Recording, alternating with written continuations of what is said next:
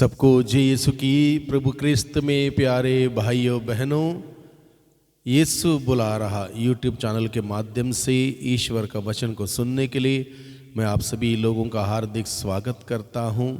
और आज के दिन में विषय है तुम्हारे पाप क्षमा हो गए हैं। तुम्हारे पाप क्षमा हो गए हैं, ये प्रभु यीशु ने उस वक्त कहा जब एक अर्धांगी रोगी को 4 लोग उठा के यीशु के सामने चारपाई सहित उसको रखते हैं। उसे ध्यानपूर्वक प्रभु यीशु मसीह देखते हैं और कहते हैं, भाई तुम्हारे पाप क्षमा हो गए हैं। और ये बात जब उस व्यक्ति ने सुनी, उस व्यक्ति के अंदर ऐसी ताकत आई, ऐसा बल आया, वह व्यक्ति उठ खड़ा हुआ। जो चारपाई 4 लोगों ने उठाई थी, अकेला उठाता है। वह व्यक्ति ईश्वर की स्तुति करता है। वह व्यक्ति अपने घर चला जाता है, यानी कि पश्चाताप करता है। सिर्फ एक वचन था प्रभु का, भाई तुम्हारे पाप क्षमा हो गए हैं।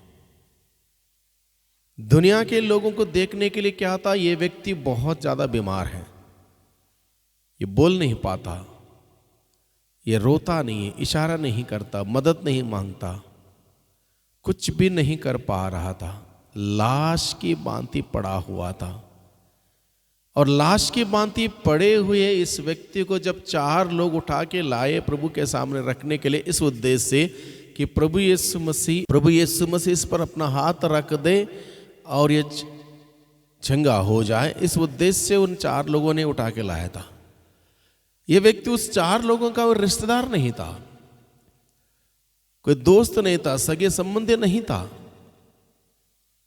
वो 4 लोगों के मन में एक दया सी आई इस व्यक्ति की हालत को देखकर, जिस प्रकार से वो खाट पर पड़ा हुआ है एक लाश की भांति। तब उनको दया सी आई, उन्होंने दया का वो कार्य किया। इस व्यक्ति को चारपाई सहित उठाया, प्रभु के सामने प्रस्तुत किया।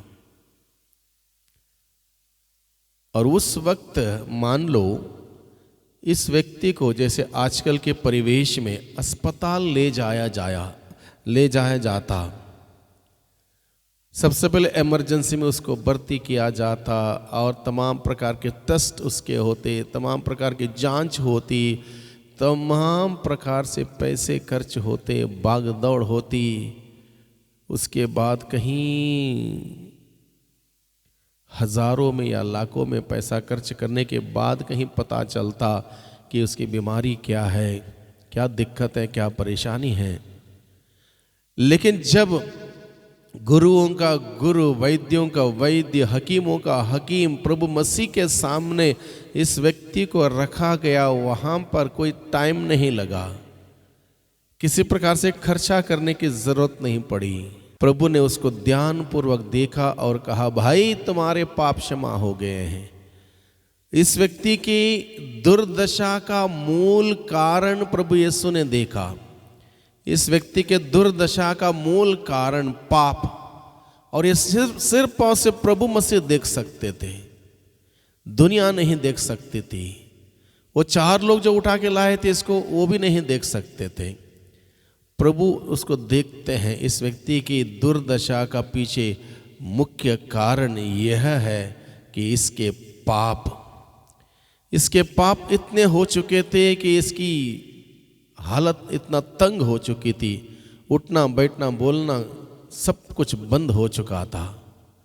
इसलिए प्रभु ने उसको उसकी परेशानी के मूल जड़ जो है वहीं पर वो ठीक करते। इसलिए प्रभु कहते हैं, भाई तुम्हारे पाप क्षमा हो गए हैं, तुम्हारे पाप क्षमा हो गए हैं। उसी क्षण इंस्टेंटली, वहीं के वहीं उसी वक्त यह व्यक्ति पूर्ण रूप से स्वस्थ लाभ पाता है, ठीक होता है, तंदुरुस्त होता है। और उसका प्रमाण, उसका सबूत बाइबल हमें बताता। वो उठ खड़ा हुआ, चारपाई उसने उठाई, ईश्वर की स्तुति की, वो अपना घर चला गया। कितना अद्भुत देखिए, प्रभु के सामने अगर हम स्वयं या किसी व्यक्ति को जो बीमार है, जो परेशान है, जो तकलीफ में, जो पीड़ा में है, प्रभु के सामने विश्वास के द्वारा प्रस्तुत करने से कितना कुछ आराम हो सकता है, इस बात से हम समझ सकते हैं। मध्यस्थ प्रार्थना एक प्रकार से ऐसी है जैसे 4 लोगों ने इस अर्धांगी रोगी को उठाकर यीशु के सामने रख दिया, वैसे मध्यस्थ प्रार्थना के द्वारा हम किसी भी व्यक्ति को जिसका जीवन सही नहीं है, जिनके जीवन में परेशानी है, दिक्कत है, पीड़ा है, बीमारी है, परेशानी है, उसको हम प्रार्थना के माध्यम से प्रभु के सम्मुख प्रस्तुत करेंगे। चाहे व्यक्ति हो, चाहे पूरा परिवार हो, निश्चित रूप से प्रभु मसीह वहाँ पर कार्य करेगा। उस व्यक्ति के जीवन में हो या उसके पारिवारिक जीवन में हो, प्रभु मसीह कार्य करेगा। जो हर प्रकार से इनवैलिड से लग रहा था, अब हर प्रकार से वैलिड हो गया। यह व्यक्ति हर प्रकार से इनवैलिड लग रहा था, लेकिन अब प्रभु मसीह के एक शब्द के द्वारा उसके जीवन में वो बल, वो ताकत, वो आशीष आई। वो अपने पैर में खड़ा हो पाया। जो अब तक लेटा हुआ था, बिस्तर पर पड़ा हुआ था, अब अपने पैर में खड़ा होता है और एक जिम्मेदार व्यक्ति के रूप में अपनी जिम्मेदारी निभाने के लिए तत्पर है। इस उदाहरण के द्वारा प्रभु हम सबों से बातें करता है और हम सबों को सिखाता है। एक बात हम भी मध्यस्थ करें, लोगों को प्रभु के सामने प्रस्तुत करें।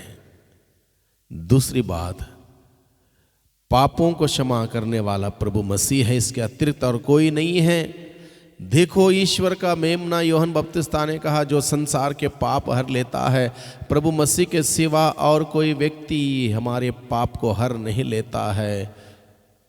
पाप को हरने वाला प्रभु मसीह है। इसलिए प्रभु ने जब कहा, भाई तुम्हारे पाप क्षमा हो गए हैं, हालांकि शास्त्री, फरीसी और अन्य लोग इस बात को समझ नहीं पाए। उन्होंने सोचा यह ईश निंदा हो रहा है, ये कौन व्यक्ति है जो पापों को क्षमा कर सकता है, ईश्वर के सिवा कौन पाप क्षमा कर सकता है। एक सवाल खड़ा हुआ शास्त्री फरीसियों के मन में। तब प्रभु यीशु ने इस बात को स्पष्ट किया, यह जान लो, मानव पुत्र को पृथ्वी पर पाप क्षमा करने का अधिकार मिला है, और वो अधिकार प्रभु ने अपने चुने हुए अभिषिक्त दासों को प्रदान किया है। ये कहते हुए, पेत्रुस तुम चट्टान हो और इस चट्टान पर अपने कलीसिया का निर्माण करूंगा। जिसके पाप तुम क्षमा करोगे वे क्षमा किए जाएंगे, जिसके पाप तुम क्षमा नहीं करोगे वो क्षमा नहीं किए जाएंगे। इस अधिकार को प्रभु ने अपने चुने हुए अभिषिक्त दासों को दिया। पापों की क्षमा ना मिलने से क्या दिक्कत हो सकती है, इस उदाहरण के द्वारा हम समझ सकते हैं। इस व्यक्ति का जीवन पाप से जकड़ा हुआ था, जिस वजह से कुछ भी नहीं कर सकता था। इस हद तक इसकी हालत खराब थी। पाप का बंधन खुलते ही सब कुछ फिर एक बार नॉर्मल हुआ, ठीक हुआ। यानी कि पाप हम लोगों को बांध के रखता है, जकड़ के रखता है, हमें झकझोर कर देता है। इसलिए पाप से छुटकारा पाना बहुत ही ज़रूरी है, और पाप से छुटकारा पाने के लिए हमें सिर्फ और सिर्फ प्रभु यीशु के पास जाने की ज़रूरत है। प्रभु यीशु हमें पाप की दास्ता से छुड़ाता है, अन्य कोई नहीं छुड़ा सकता। ज़रूर है प्रभु यीशु ने पाप स्वीकार के संस्कार को रचा है। वो संस्कार को हम लोग पुरोहित के माध्यम से हम ग्रहण करते हैं, और अल्टीमेटली पापों को क्षमा करने वाला प्रभु मसीह है। जिसने हमारे पापों को अपने ऊपर लेते हुए सजा भोगी, वही प्रभु मसीह हमारे पापों को क्षमा कर सकता है। तो आज के दिन में भाइयों बहनों, हम इस वचनों को सुन रहे हैं। हम प्रभु से प्रार्थना करें कि हम सबसे पहले पाप के बोध को जाने समझें, पाप की गंभीरता को समझें, पाप से छुटकारा पाने के उद्देश्य से पाप स्वीकार के प्रति हम आकर्षित हो जाएं, पाप स्वीकार संस्कार को ग्रहण करें, पापों की क्षमा प्राप्त करें, और हमारे जीवन में बहुतायत का जीवन हमेशा बना रहेगा। अन्यथा हम जकड़े रहेंगे, पाप की दास्ता से हम बंधे रहेंगे। प्रभु मसीह उपलब्ध है, तत्पर है, सदा तैयार है हम सबों को बहुतायत का, परिपूर्णता का जीवन को देने के लिए। उस प्रभु के पास जाएं और लोगों को उस प्रभु यीशु के पास लेकर जाएं, ताकि प्रभु से हमें जीवन मिले। आइए हम दुआ करते हैं। सर्वशक्ति महान पिता परमेश्वर, धन्यवाद देते हैं आज के दिन के लिए, आज के वचनों के लिए। आज के वचनों के द्वारा प्रभु आप हम सबों को सिखाते हैं कि पाप की दास्ता से छुड़ाने वाले आप हैं। प्यारे प्रभु जी, हम सबों को पाप की दास्ता से छुड़ाइए, मुक्त कीजिए, और हम सबों को बहुत आयत की आशीष प्रदान कीजिए, अच्छा स्वस्थ लाभ, मन की शांति, दिल का आनंद और खुशियाँ प्रदान कीजिए, जिससे कि प्रभु हम आपकी महिमा देख पाए, आपकी महिमा कर पाए। दुआ करते हैं उद्धारकर्ता यीशु मसीह के नाम से, आमीन।